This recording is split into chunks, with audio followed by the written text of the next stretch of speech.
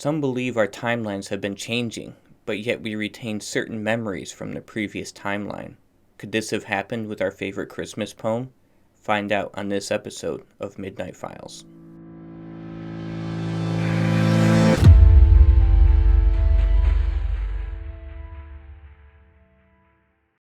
The Mandela effect is an unusual phenomenon where a large group of people remember something different than had actually happened. Could this be evidence of a parallel universe, or maybe the effects of a time traveler interfering with our timeline? A good example would be the poem, "Twas the Night Before Christmas." The first Mandela is in the title itself. How do you remember it? "'Twas the night before Christmas," "A visit from St. Nicholas," or "Account of a visit from St. Nicholas."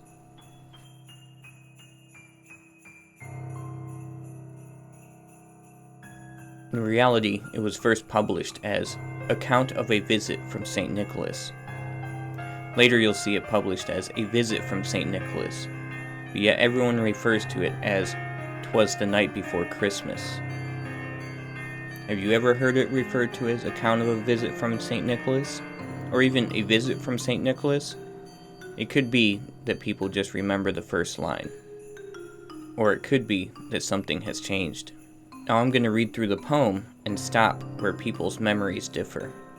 "'Twas the night before Christmas, and all through the house not a creature was stirring, not even a mouse. The stockings were hung by the chimney with care, in hopes that St. Nicholas soon would be there. The children were nestled all snug in their beds, while visions of sugar plums danced in their heads." Now these next two lines are heavily disputed. Let me know which one sounds correct to you. "And Mama in her kerchief, and I in my cap, has just settled down for a long winter's nap." Or is it, "And Mama in her kerchief, and I in my cap, had just settled our brains for a long winter's nap"?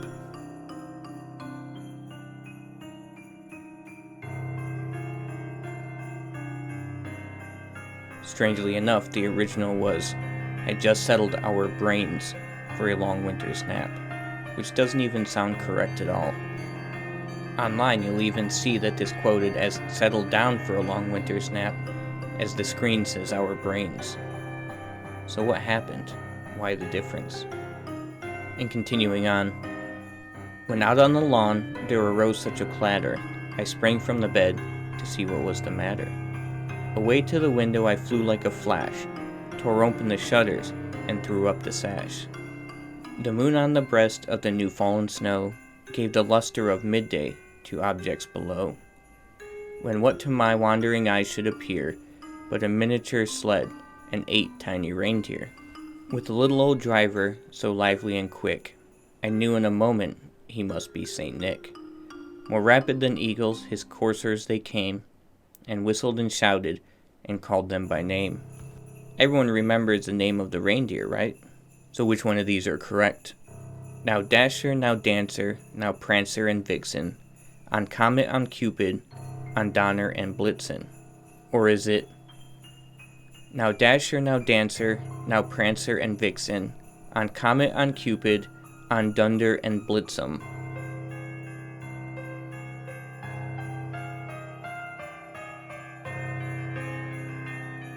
So unbelievably, the original names were Dunder and Blixum. Some say the names were changed because of the translation between Dutch and German. But even then, why would they change the languages in an English poem on just 2 names?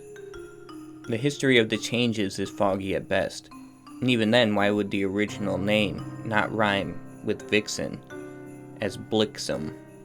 Have you even heard this before? Continuing on. "To the top of the porch, to the top of the wall, now dash away, dash away, dash away all, as the leaves that before the wild hurricane fly, when they meet with an obstacle, mount to the sky. So up to the housetop the coursers they flew, with the sleigh full of toys, and St. Nicholas too.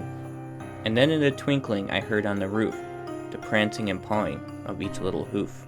As I drew my head I was turning around, down the chimney St. Nicholas came with a bound. He was dressed all in fur from his head to his foot, and his clothes were all tarnished with ashes and soot. A bundle of toys he had flung on his back. He looked like a peddler just opened his pack. His eyes, how they twinkled, his dimples, how merry. His cheeks were like roses, his nose like a cherry.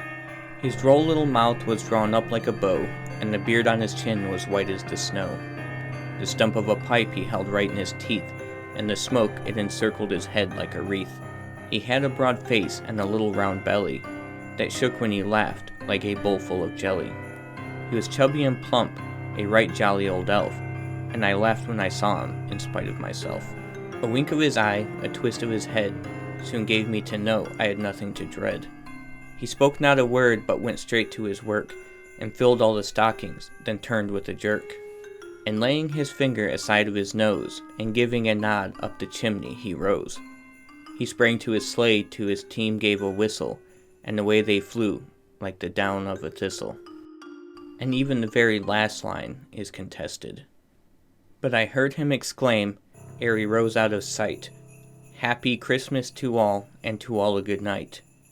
Or was it, but I heard him exclaim, ere he drove out of sight, "Merry Christmas to all, and to all a good night."